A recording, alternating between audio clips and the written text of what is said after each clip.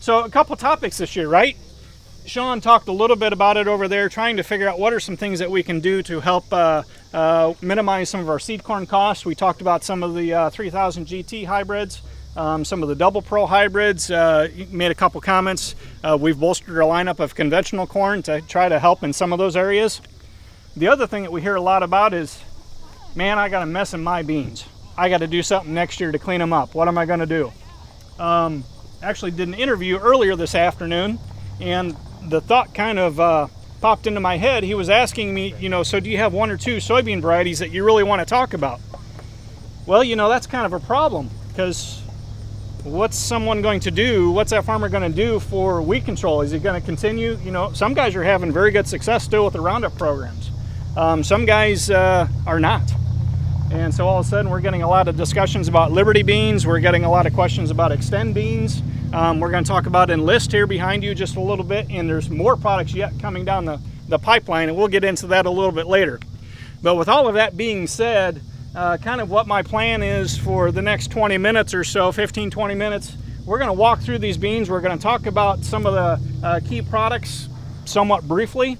Part of that is because some of these are not going to be a fit for all of you guys, just because it's not going to go down the path on the herbicides that you're looking for.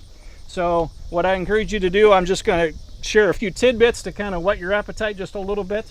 And then, one of the guys in the gray shirts, your seed specialists, any of us on staff, I got one guy, Lynn, is in a blue shirt. Feel free to grab any of us and ask us some questions. We'll be around all evening. Our contact info is online. If you don't already have it, feel free to grab it. And we'd love to have a conversation with you one-on-one so we can really hone it down for your farm. So that being said, first variety I'm going to talk about, we'll start off with some Roundup Ready to Yield soybeans. Okay, so first variety we're going to talk about is 2663. This is a brand new variety. We've had some really good success with 2684. That was a variety we launched 2 years ago.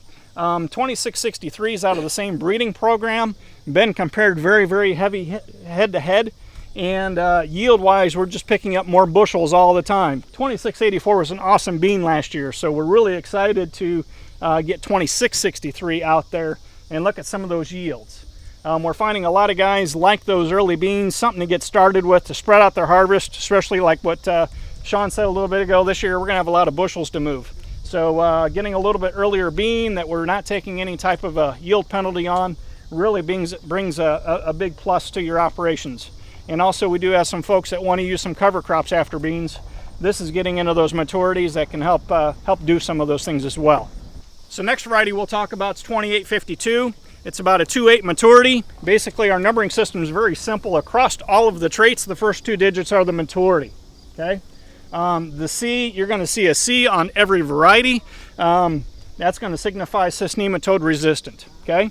To stop myself from sounding very, very repetitive, basically in eastern Illinois, as you guys all know, we have a lot of heavy Phytophthora pythium disease pressure. Any variety that we launch has got to have good emergence. It's got to have strong Phytophthora resistance or tolerance. And we're utilizing some seed treatments that you'll see here later on to help us with those Phytophthora issues. So basically plant health and yield are the two things that we're looking for on any variety that we're going to introduce. So for the most part, those are just two givens in anything that we're going to talk about. 2852s, we had 2871s are right beside it. 2871s were a real benchmark variety for us for about 4 years. 2852s are showing to be an improvement over them in both plant health and yield. 3052s, talked about for a number of years. 2871s and 3066s were our two key varieties. Just a really great 1-2 combination. 3052s were launched last year as a replacement for the 3066s. We're keeping that same plant health, increasing the yield, bumping that up, just a touch better emergence. 3066s have still done a great job. In fact, they were our second largest selling variety last year. 3352s. These are the variety that just really exploded for us last year. It's in that 3.3 maturity. This thing dominated in several test plots. The vast majority of the test plots it was in the first, second, or third slot. just phenomenal yield. The other thing that we've learned about this variety is it's actually got multiple sources of resistance to Phytophthora. So where we saw some issues, particularly last year, we could notice actually in our show plot last year, 3352s were about a foot taller than everything else. And it's not normally, as you can tell, the plant height is very similar. But what we learned last year with that excess moisture that we had, that disease pressure that we had was just absolutely incredible. And the 3352s having some of that extra resistance, extra genes in it, really made it pop.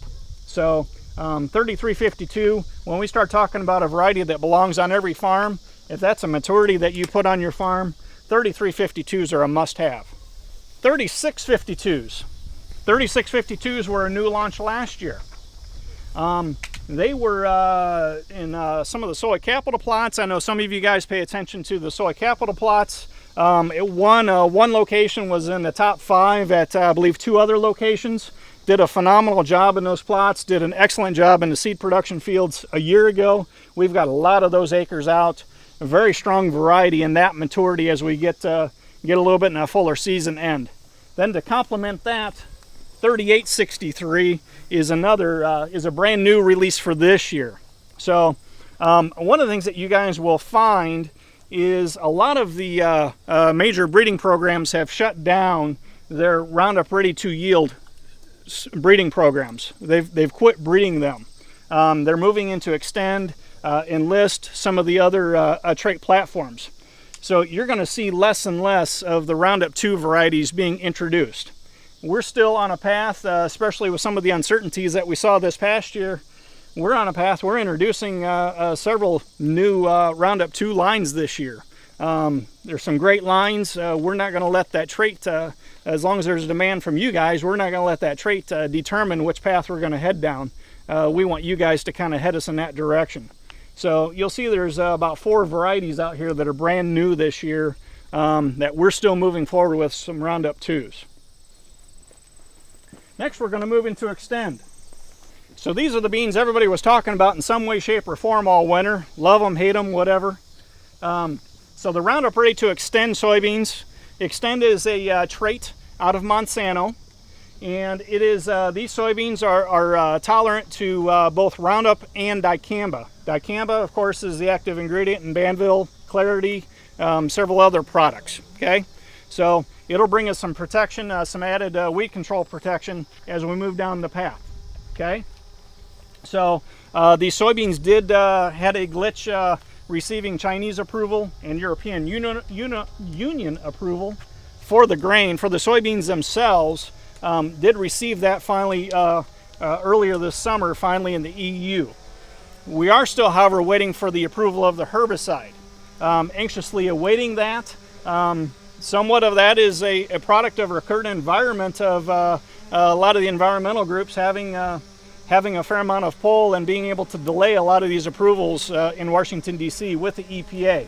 So unfortunately, we need to be prepared for those types of scenarios to continue to happen as we move forward. Optimistic that it would be approved yet this fall, early this winter. However, you know, we've been hearing this story for quite a while. So keep in mind, if we do use Extend soybeans currently, we don't have the approval to use the herbicide on that. So just keep that in mind. Okay, so a couple of the key varieties that we really like out here, we're going to talk about 4 of them. And keep in mind, you can still plant these beans, but as of today, treat them as you would a regular Roundup bean. Okay, so a lot of the launches that we brought out here were primarily just due because of the genetic gain. So I talked about a lot of the breeding programs being shut down. The original intention was for these soybeans to be available to you guys in 2012. So these breeding programs have been going on for quite a while, and they've been continuing to improve on these genetics. So a lot of what we're seeing here is just some current genetic rate of gain from year over year breeding and making those improvements. So 2903s, it's going to be in that 2.8 to 2.9 maturity. Real strong variety, really pops out of the ground, really looked attractive. Again, kind of the same story with the Roundup 2s. Very strong agronomics with anything that we're going to bring out. this is going to bring some additional yield. I believe it's going to run neck to neck with yield versus the 2852s. Okay, 3116s I'm very excited about. This is a variety, when we talk about how ProHarvest selects genetics compared to some of the major brands that need to go coast to coast, this is a variety that's going to fit right here. This is a variety, if you take it to Nebraska, it's not going to compete. We take it to Ohio, it's not going to compete. But if we keep it in about the western half of Indiana and about the eastern half to 2/3 of Illinois, this thing is going to shine. That's just really where it has its home. That's where it's really going to outshine a lot of the other big dogs in that maturity. So we're very anxious to have this product out there for us. As we get in a little bit fuller to mid-season here, 3516s. This is a variety that when we started looking at the yield data on this last fall, it really wasn't a question of, are we going to move forward with that? It was a question of, how much are we going to move forward with that? In this maturity, boy, this thing wasn't even, number 2 wasn't even close. It just has all the attributes of a just really dominant variety in that maturity. Really excited. All I'm going to talk about that is yield. It just has phenomenal yield to it, real strong defense that gives it a real strong solid base, but this thing has just looked gorgeous from day one, popping out of the ground. The seed fields look tremendous. I can't say enough good about 3516s. And then as we get a little bit fuller season, the last variety I'm going to talk about, 3916s. So a lot of the same things that 3516 did, 3916 also did the same thing. Very dominant in its maturity. A couple of you guys plant some late group 3s. You know there's some really good varieties in that maturity. Asgrow and Pioneer both have some really strong products. This is showing us some pretty strong yield data over both of those lines. So we're really excited about where this is going to fit in. Again, this paired with 3863 are going to be a really good 1-2 punch. Doing that's going to give you some different, they're out of different breeding programs, so they're going to have some different genetic backgrounds, giving you some diversity. And 3916, this is going to be an every acre bean. Put it on some tough ground, it's going to really tolerate that and do very well. You put it in high yield environments, the yields are really going to shine.